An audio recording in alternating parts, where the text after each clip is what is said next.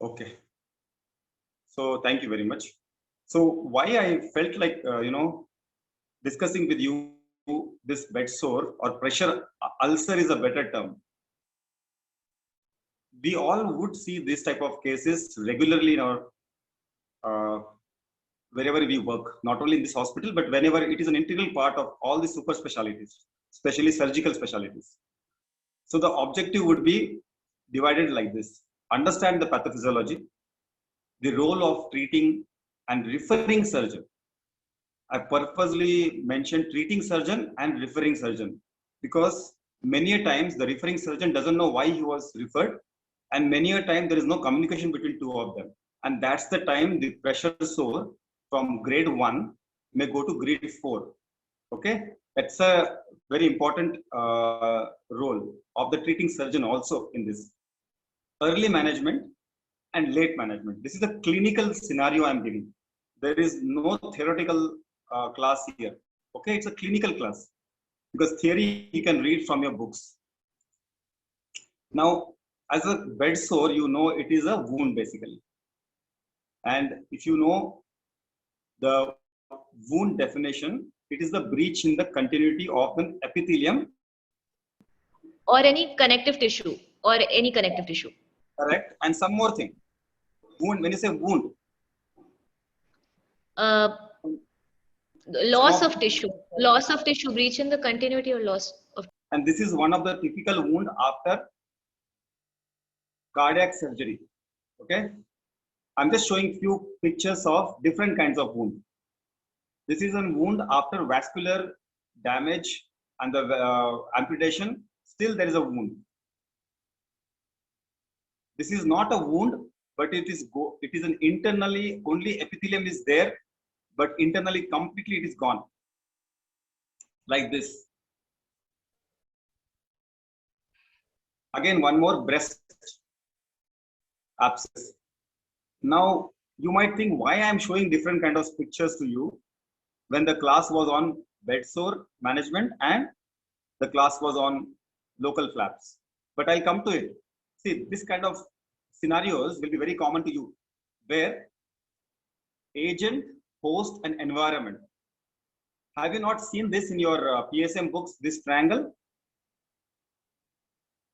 So you should be telling yes or no, because I will not know whether I'm connected, not connected. Okay. I expect someone to say yes, no. Yes, sir. So this is a scenario which you have seen: agent, host, environment. Now, what I showed you few pictures, this is different kind of, hosts and different kind of environments. In the last picture, the baby, he was just born. Okay. Till he was born, he was in a very confined environment, very protective environment, that is in the womb of the mother. As soon as he's out, like any being's child has to take care of himself, and the human being also is not different. The skin of the baby was absolutely thin. If you touch it, it will go. You know what is the condition where that skin is very weak? Any idea? It's a condition called as epidermolysis, where the skins, if you touch also, it will just come out, it will peel off. And such kind of host, such kind of person is less likely to survive. We are so, someone tell me the largest organ of the body? Skin. Skin, yeah. So correct, skin is the largest organ of the body, and the most important function is we forget that it protects us from environment a lot. So this child who is come just in the new environment, he is not going to survive because he has a very bad disease and he didn't survive actually. So agent is, so many agents will be there. The agent in bed sore would be infection, pressure, and the nutritional quality of the patient itself, isn't it? So little bit about the bed sore pathophysiology. See, these markings which you see here, these are the bony areas. This is in prone, supine, and this is in prone. Some of the times the ICU patients, and especially in corona, you might have seen they are kept in prone position. So bed sores can happen in the prone and supine. In prone, the knees, the ankle, and the clavicular bone and the sternum. These are the areas. And sitting position, which we commonly see in our hospital, is not the ischial bed sore, this type of bed sore in the sacral area. Ischium means where a healthy person sits. Sacrum means where a person is completely paralyzed. He doesn't even know the bottom where he's sitting on. So that person generally goes in this position. Can you appreciate this position? All of you? Yes, sir. So this is what the position is taken by our patients, especially neurosurgical patients, when they sit and they're paralyzed and they don't have any kind of strength. The pressure will be on two sides. One is the pressure coming from the body, which is very heavy because the muscle tone is gone. So the gravity will actually pull the body down. And the other pressure is friction pressure. So pressure from inside and pressure from outside, which actually takes a toll on the skin. And can you tell your observation, when do you see a pressure ulcer in a patient in your hospital? What day? After the surgery or something? Have you have any idea? Mrudul? Maybe after 5 days, sir. So let it be interactive. Don't worry about, there is no marks and there is no exam after this. So 5 days would be a bad thing actually. Within 5 days, if someone gets a bed sore, means there is no good care. Pressure sore also signifies the hospital's policies, okay? How the care is taken for the patient. So what I have seen in our hospital is generally the second week when the patient is out of the ICU and then is made to sit in the chair. That's the time I have seen bed sore. The reason I am telling you all this is because they are good when they are lying down because there's alpha bed, there is position change. They're good when they're walking also. But when they start sitting, because of the lack of number of physiotherapists, or you may say the nursing staff is overstressed, they are sitting for more than 2 to 3 hours, what I have seen. And as soon as they sit for more than 20 minutes, believe me, the pressure which I am showing, the two pressures here, one coming from within and one coming from the friction outside, be whatever chair they have, these pressures from both in and out is so great, even a normal person will have erythema. And erythema itself is the grade 1 pressure sore, okay? And what happens slowly, every day by day, the pressure sore, if you see, the skin will be very minimal, okay? It is like an inverted cone. The pressure will be going on increasing. What happens is that area is least concerned of anyone, be the patient's bystander, be the treating nurse or the treating doctor or entire team. We will never see until the skin is peeled off. Till that time, the damage is occurred. The damage is within this layer, thus below the dermis, the fat and subcutaneous tissue. That will go as a cone, and deeper it will be wide. And that's where the area first will be collected. The breach in the skin will allow the fecal matter, especially the E. coli and other organisms, to enter into the pocket. And he is going on sitting there, going on increasing the damage to the subcutaneous tissue laterally below the skin. Remember, I told skin is very protective. So skin and dermis is thick. They will protect you. But below the fat, this connective tissue is not very resilient in such patients. One, because they're nutritionally weak and they're sitting on that area for a longer duration than expected. Am I clear? Yes, sir. Sir. Yeah. So because I am not getting the feedback, Yes, sir. that's why I'm stopping and asking you. Did you understand what is the agent host environment? What Yes, sir. is the real problem? When does it start? And will come how to be taken care of. So this is a typical dissection of a bed sore. Okay. It also requires excision. When a bed sore happens, what the bystanders see is a small area like a tip of an iceberg, but inside it is a huge raw area. Okay. Now coming to early management. Can someone tell me what are the early managements? You know, whenever I'm saying someone, I don't know many names. Changing the Fatima, you are position, sir. there. Position. Yeah, Yeah, correct. Very changing the good. position. Then something else. He's hung up. Go on, go on. Alphabet, sir. Alpha. Fantastic. Fantastic. Some Early more. mobilization. Early mobilization. Very nice. Some more. Water bags. Fantastic. Water bed, alpha bed, change of position. Adequate nutrition. Adequate nutrition. That we should see even before the surgery, isn't it? Yes, sir. Correct. Which is very much not seen nowadays. And regular examination to move patient, and we have to examine regularly daily. Fantastic. Otherwise, Fantastic. Who told me that? Who is that? I'm not able to see the face. Who told me that answer? Sir Sanjeev. Sanjeev. Very nice, Sanjeev. Regular examination of that place. So only then you can prevent the onset of bed sore. All you agree or not? See what is happening in Yes, our sir. scenario. Our scenario, what I see is the consultants never bother. Not only surgical, even clinical consultants never bother to see the bottom. I don't know why. Only time when the nurse tells, "Oh sir, he has a bed sore," or only some PGs who are very keen and they really go and see that area. That is the time when they will inform to the consultants. So in the generally around happens the regular visits, we never ever see, and the patient also is very sick. He will never ever tell you. The only way is we can guess or we can see ourselves by turning the patient while in the rounds or after the patient has been instructed by consultant, and you can go and see, isn't it? And the management, I will tell you, if you can remember this thing, prevention is the only early management. Prevention.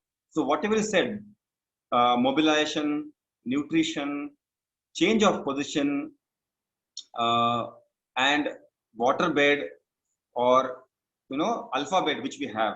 Water bed is very difficult to handle, but alpha bed, where air is moved from one place to another, little bit with the electric current, that is alpha bed. It is easy to handle. So this is the early treatment. Okay, prevention is the only treatment according to not only me, by the books also, for pressure ulcer. Coming to the skin care, this is important. Okay, I know you know all this, but we'll have a revision. See, get access to the patient's skin daily. Now this is only possible if you have less number of patients in hospital. But if you have 20-30 patients and all are sick, out of them 50% are sick, not possible. So what you can educate is, and our sisters also change every day, different sisters staff. So the best part is educate the patient's bystander, because generally one of the bystanders will be there regularly. Okay, and I'll tell you, if you take in confidence the bystanders, you will never ever see a grade 1 bed sore going to grade 2 and going to grade 3 and slipping to grade 4, which is very difficult to heal in such type of patients. Clean the area with a balanced cleaner. Okay, do not use spirit. I have seen people using spirit in this area, and as if they're wiping, as if this is going to clean all the bacteria. It doesn't happen. Remember, skin has their own commensals, and that is required to prevent the opportunistic infection to go in. And rubbing it, friction is going to cause breach in the continuity of epithelium. So this area generally they wear diaper, and diaper with the incontinence they have, the moisture will be there. This itself is enough to cause a negative environment there, and the skin to break down. The fecal matter in this area or even the normal commensals to become pathogens. once they reach below the dermis, isn't it? Then you can use skin barriers only to protect the vulnerable areas. I will show in one of the slides that should be only used as barriers. It should not be used as dressings. That dressings, when used as a barrier, used as a dressing, is actually a negative for such ulcers. You use lot of emollients. See, when you get burns, grade 1 burns, what do you do? Tell me, please, what do you do when you get grade 1 burns? There will be a bleb, isn't it? After the bleb is taken out, you just hydrate it. You just maintain the natural environment for that skin to recover. You do not put a lot of ointment. You do not scrub it with spirit and betadine. You just keep it hydrated. And that is where the emollients comes in play. Emollients means anything from a gel, a aloe vera cream, anything which will keep it moist. Not very slushy, but moist. Change the position every 2 hours. That is in bold I have written. Skin care, if you do all the other things and forget to do the changing of position every 2 hours, we have lost the battle here. Okay? Did you understand the skin care part, which is important part of prevention?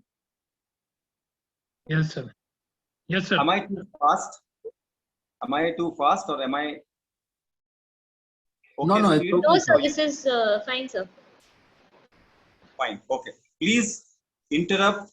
Please ask question. Don't wait till the end. Okay. You can ask anytime. So then I have Now- one question, sir. Please ask. Go ahead. Normally, when we are mobilizing our patients to a chair, we will want them to sit up for minimum maybe 4 to 5 hours in a day. So, what would you suggest should be our protocol for how long we should be having them sitting? Yeah. See, that's exactly the same time I have changed the slide. You saw that a big no to sitting in chair. A big no. And definitely no for patients who are paralyzed. Okay. Who are so weak that they can't even see. If I'm sitting, you all observe you're sitting in a chair right now. I hope so. Or even a bed, you're lying down, whatever. You are moving constantly, isn't it? Am I right? Yes, sir. Yes, sir. Huh? Yes. See, I'm also, when I'm talking, I'm moving. So what is happening is the weight which is put as a pressure on my ischium, or if I'm like this on the chair, I'm trying to move constantly. So the pressure, the alphabet, what it works, I am working without alphabet. Got it? Now tell me, can this be done for a patient who is completely paralyzed or who is wheelchair bound or who is having paralysis below the lumbar region? Just tell me. No, sir. But the only issue is that we face is that we would want the patient to be in an upright position sometimes because we want to avoid collection of chest secretions. We want to prevent further chest infections and avoid aspiration. And also it helps our patients to become more alert that way. So like what would be a good compromise time? So good compromise would be the patient should sit in a chair which is completely padded. One. Second, there is something called as silicone gel pads in the form of U shape available in Amazon, or you can buy it from any pharmacy. That should be used. Third most important, we should not sit then more than 20 minutes in that position. Every 20 minutes, we should get up for 5 minutes. Is it possible? Tell me. It's difficult given our nursing supply is a little less. Exactly. I'm telling you, I'm stressing this point is because what you said, you can give one write an order and go all this about this. Who is going to follow it? No one is going to follow it. So there is a big no for sitting in the chair, and especially 2, 3, 5 hours. We are causing the bed sore. You see all of the patients who are lying down for 2 weeks, they don't have bed sore. None of them had bed sore. It is only when they start sitting, and that's the time the bed sore starts getting bigger and bigger. And I will tell you why I'm stressing on prevention, pressure relief, skin care, it will come as I show some slides to you. Okay. So the compromise situation is, if we can call that one of the bystander and let him know that it has to be after 30 minutes, they should stand. They should stand for at least 2 to 3 minutes so that the pressure which is happening from inside as well as outside is relieved. Then only you make the patient to sit. Otherwise, you have to lie down. Now, coming to your point that they should have a good, what is happening? This is closing now.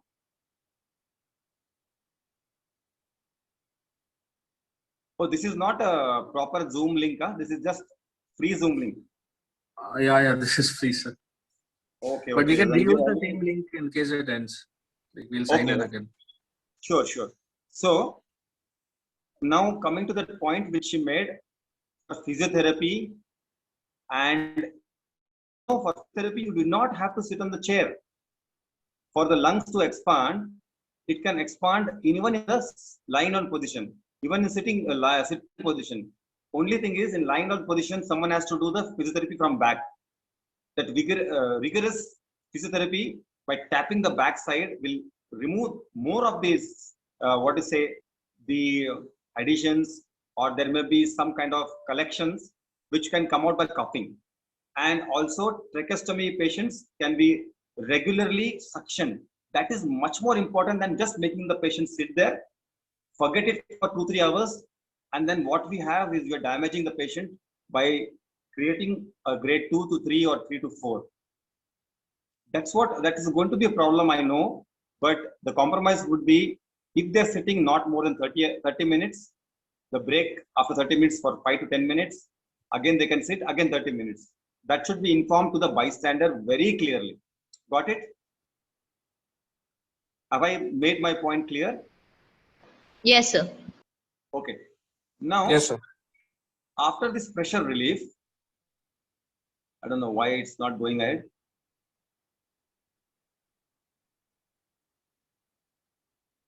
Sorry, guys.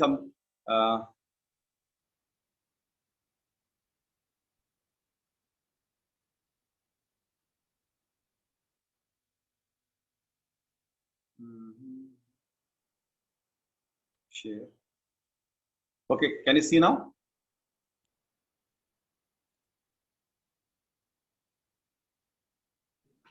It's loading, sir.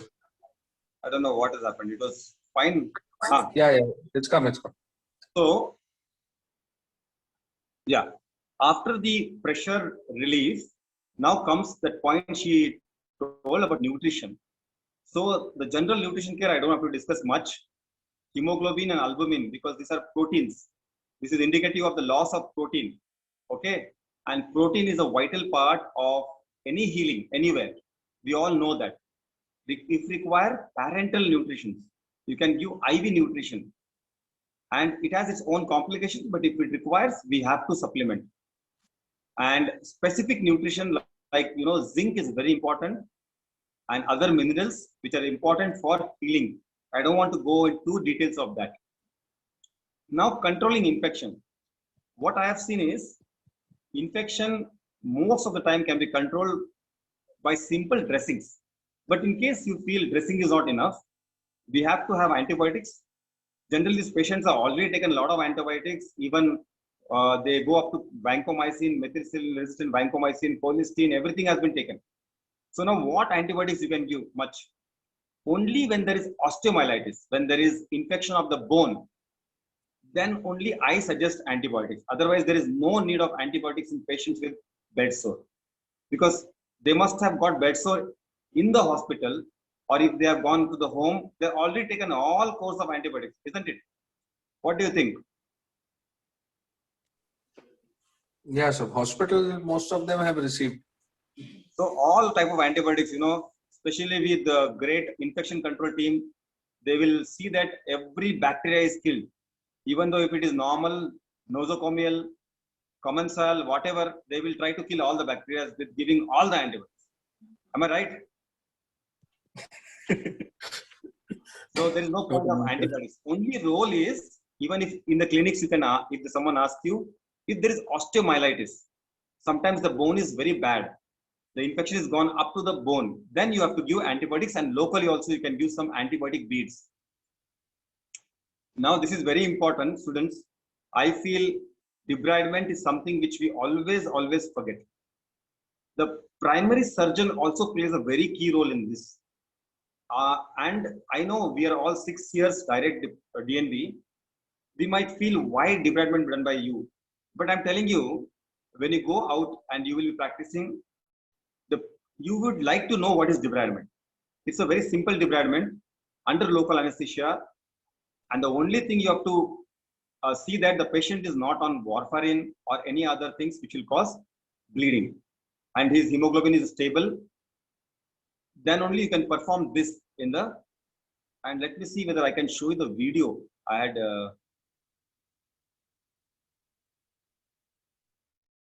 video I will send you. So after debridement, I have seen many of the people use this. Do you know what is them? What is this called?